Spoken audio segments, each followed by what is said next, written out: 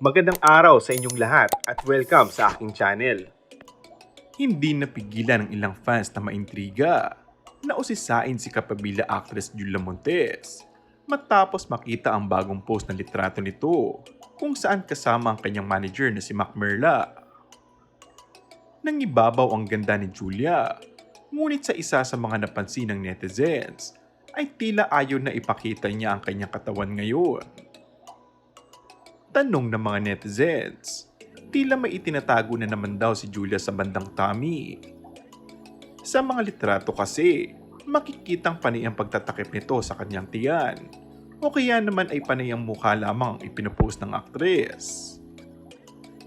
Ngunit agad naman dumipensa ang aktres at nahihiya lamang di umano ito dahil medyo nag-struggle raw siya sa pagpapapayat, lalo na at may proyekto muli siyang gagawin ngayong taon. Samantala, ito rin daw ang isa sa mga dahilan kung bakit naging inactive siya sa social media nitong mga nakaraan. Aniya, talagang inatake raw siya ng insecurity. Hindi ako nagpo-post. Bihira kasi, mataba ako. So medyo bumabalik na ulit sa dati. Hindi naman madali, lalo na't medyo nagkakaedad na rin ako. So ang hirap talaga, sabi ni Julia. Inamin din ng aktres na nape-pressure siyang magpapayat dahil kailangan niyang habulin ang dati niyang katawan. Medyo na-pressure na ako.